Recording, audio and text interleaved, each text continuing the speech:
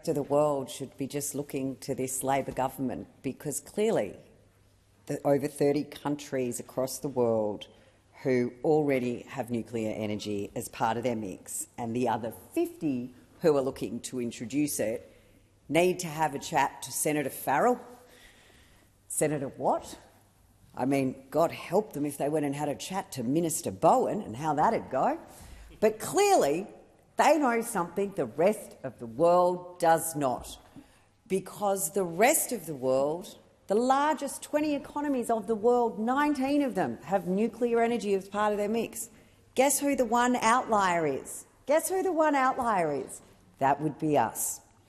And it is embarrassing to hear these regurgitated arguments that were clearly in the Labor Party's talking points, that no one's updated. No one's been listening to the way the debate's gone over the last 2 years. No one has bothered to update the talking points that are distributed. It's still the scare campaign, nuclear is too expensive, it's not safe. I mean, that is just an absolute abomination to have ministers of the Crown come in here and refuse to acknowledge the safety of nuclear power when we have a nuclear reactor at Lucas Heights, when we are about to put our submariners to sleep and to work right next to nuclear reactors. But to have ministers of the Crown refuse to acknowledge the safety aspects is beyond deplorable. But the thing that I think got me, apart from, I mean, I don't even know what Senator Farrell was talking about. He certainly didn't refer to the question, let alone provide any sort of answer or information to the chamber. But interestingly, in Senator Watt's response with regards to rural and regional communities, and apparently the great focus the ALP has and this government has on rural and regional communities, and I guess that's reflected in the fact that pretty much not one of them ever votes for a Labor member, because the electorates there are far too smart and actually understand that Labor, and particularly this government, have no interest in rural and regional Australia.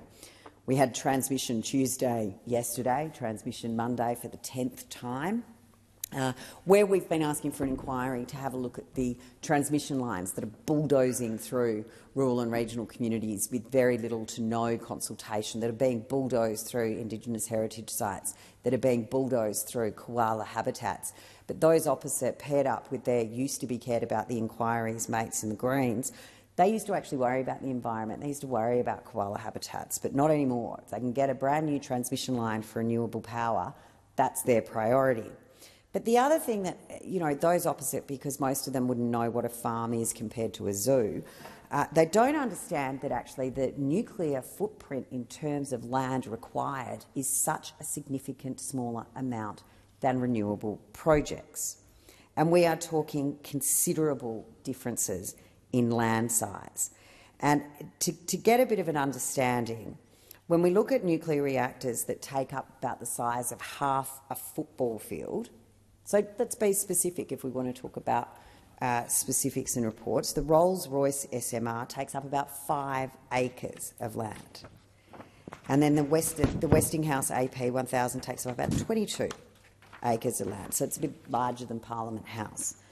So for every megawatt hour of produce, though, to produce the same amount of energy from a wind farm, you would require 360 times that amount of land.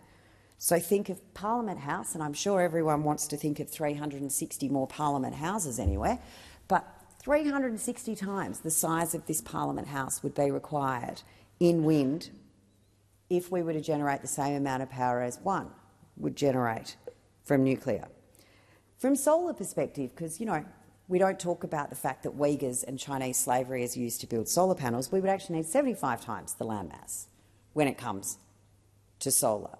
So when we want to talk about rural and regional communities, Minister Watt and any of those opposite, when they go and talk to these communities, they might want to actually start to get their head around the size and the scope of the arable farming land, the fact that you are going through communities, the disruption that is happening in those areas, and why rural and regional communities are fighting back against these reckless renewable programs that are not reliable energy, that are so far behind schedule that it is absolutely jeopardising the future of our country.